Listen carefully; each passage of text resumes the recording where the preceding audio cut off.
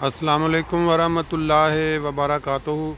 दोस्तों की इनफॉर्मेशन वास्ते मैं एक अच्छी चीज़ जी मेरे इलम चाहिए मैं वो शेयर कर दिया उन्होंने। यह देखो, यह फ्रैंकफर्ट के तकरीबन मिडल के एक इलाका है गिनहाइम।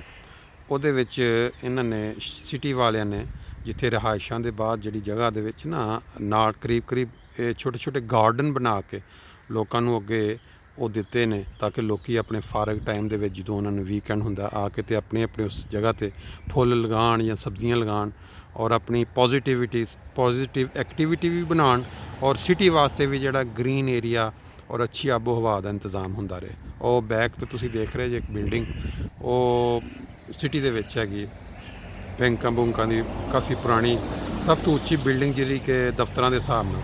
ਲੇਕਿਨ ਜਿਹੜੀ ਚੀਜ਼ ਤੁਹਾਨੂੰ ਦਿਖਾਉਣਾ ਚਾਹ ਰਹੇ ਹਾਂ ਉਹ ਤੁਹਾਨੂੰ ਹੁਣ ਦਿਖਾਉਂਦੇ ਹਾਂ ਤੇ ਨਾਲ ਉਹਦੀ ਥੋੜ੍ਹੀ ਜਿਹੀ ਹਿਸਟਰੀ ਦੱਸਦੇ ਹਾਂ ਕਿ ਇਹ ਥੱਲੇ ਤੇ ਗਾਰਡਨ ਨੇ, ਲੇਕਿਨ ਇਸ ਪਾਸੇ ਜਿਹੜਾ ਤੁਸੀਂ ਆ ਜਿਹੜਾ ਦੇਖ ਰਹੇ ਹੋ ਇਹ ਦੇਖੋ, ਇਹਨੂੰ ਅਸੀਂ ਯੂਰਪ ਟਾਵਰ ਅਰੋਪਾ ਟਾਵਰ ਕਹਿੰਦੇ ਹਾਂ।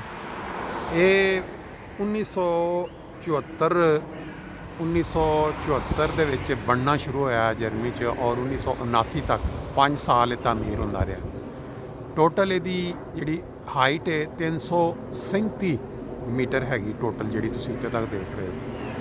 ਇਹ ਕਾਫੀ ਸਾਲ ਇਸਤੇਮਾਲ ਹੋਇਆ ਇੱਥੇ ਫਰੈਂਕਫਰਟ ਦੇ ਵਿੱਚ। ਉੱਤੇ ਜਿਹੜੀ ਉਹ ਏਰੀਆ ਤੁਸੀਂ ਦੇਖ ਰਹੇ ਹੋ ਉੱਤੇ ਕਾਫੀ ਵੱਡਾ, ਇਹਦੇ ਵਿੱਚ ਡਿਸਕੋ ਵੀ ਬਣਿਆ ਰਿਹਾ, ਇਹਦੇ ਵਿੱਚ ਰੈਸਟੋਰੈਂਟ ਵੀ। 1979 ਦੇ ਬਾਅਦ ਫਿਰ ਇਹਨੇ ਇੱਕ ਜਿਹੜੇ ਗੌਰਮੈਂਟ ਦੇ ਅਦਾਰੇ ਨੇ ਉਹਨਾਂ ਦੇਖਿਆ ਕਿ ਕੋਈ ਇੰਨਾ ਫਾਇਦਾਮੰਦ ਨਹੀਂ ਹੈ, ਇਹਦੇ ਬਾਅਦ ਉਹਨਾਂ ਨੇ ਇਹਨੂੰ ਬੰਦ ਕਰ ਦਿੱਤਾ। ਫਿਰ 1999 ਦੇ ਵਿੱਚ ਇਹ ਬੰਦ ਹੈ ਉਸ ਟਾਈਮ ਤੋਂ।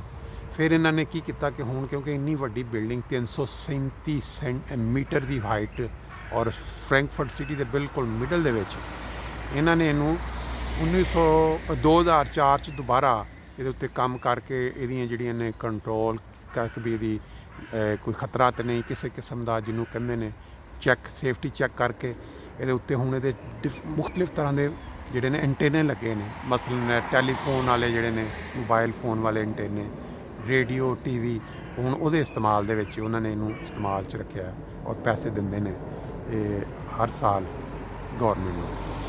ਇਹ 337 ਮੀਟਰ ਜਿਹੜਾ ਹੈ, ਤੁਸੀਂ ਅੰਦਾਜ਼ਾ ਲਗਾਓ ਕਿ ਜਰਮਨੀ ਦੇ ਵਿੱਚ ਸਭ ਤੋਂ ਉੱਚਾ ਜਿਹੜਾ ਤੁਸੀਂ ਟੁਰਮ ਕਹਿੰਦੇ ਹੋ ਇਹਨੂੰ, ਇਹਦੇ ਸੈਕਿੰਡ ਨੰਬਰ 'ਤੇ ਵੇ। ਇਸ ਤੋਂ ਅੱਗੇ ਇੱਕ ਬਰਲਿਨ ਦੇ ਵਿੱਚ ਹੈ, ਉਹ ਇਸ ਤੋਂ ਥੋੜ੍ਹਾ ਜਿਹਾ ਉੱਤੇ ਵੇ, ਗਲਬਨ 353 ਜਾਂ 57 ਮੀਟਰ ਹੈ। ਉਹ ਵੀ ਤਕਰੀਬਨ ਇਸੇ ਸਾਲ ਦੇ ਵਿੱਚ ਬਣਨਾ ਸ਼ੁਰੂ ਹੋਇਆ। ਪਾਕਿਸਤਾਨ ਦਾ ਜਿਹੜਾ ਮਨਾਰੇ ਪਾਕਿਸਤਾਨ ਹੈ ਲਾਹੌਰ ਦੇ ਵਿੱਚ, ਉਹਦੀ ਹਾਈਟ ਅਗਰ ਤੁਸੀਂ ਦੇਖੋ ਬਿਲਕੁਲ ਇਹਦੇ ਨਾਲ ਘੱਟ ਹੈਗੀ, ਕੁਛ ਗਲਬਨ 75 ਮੀਟਰ ਮੈਂ ਪੜ੍ਹ ਰਿਹਾ ਸਾਂ, ਗਲਬਨ 75 ਮੀਟਰ ਹੈ ਜਾਂ ਕੁਛ। ਅਤੇ ਤੁਸੀਂ ਅੰਦਾਜ਼ਾ ਲਗਾ ਸਕਦੇ ਹੋ ਕਿ ਮਨਾਰੇ ਪਾਕਿਸਤਾਨ ਔਰ ਇਹ। ਲੇਕਿਨ ਜਿਨ੍ਹਾਂ ਨੇ ਟੋਰੰਟੋ ਦਾ ਟਾਵਰ ਦੇਖਿਆ ਉਹ 500 ਤੋਂ ਉੱਤੇ 500 ਤੇ ਕੁਛ ਮੀਟਰ ਟੋਟਲ। ਬਾਕੀ ਉਹ ਜਿਹੜਾ ਇਸਤੇਮਾਲ ਹੁੰਦਾ ਲੋਕ ਜਾ ਕੇ ਸ਼ਾਇਦ 400 ਜਾਂ 300 ਕੁਛ ਮੀਟਰ 'ਤੇ ਹੋਵੇਗਾ।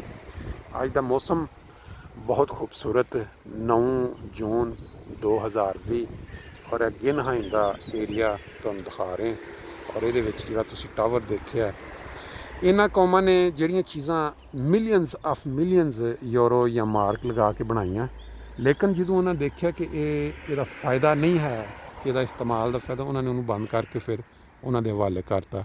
TV ਟਾਵਰਸ ਇਹ ਦੇਖੋ, ਮੈਂ ਦੁਬਾਰਾ ਇੱਥੇ ਹੀ ਫਿਰ ਇਖਤਤਾਮ ਕਰਾਂਗਾ। ਜਿਹੜੇ ਗਾਰਡਨਸ ਬਣੇ ਨੇ ਬੜੇ ਖੂਬਸੂਰਤ, ਬੰਦ ਇਸ ਟਾਈਮ ਤਾਂ ਤੁਹਾਨੂੰ ਅੰਦਰ ਵੀ ਜਾ ਕੇ ਦਿਖਾਉਂਦਾ।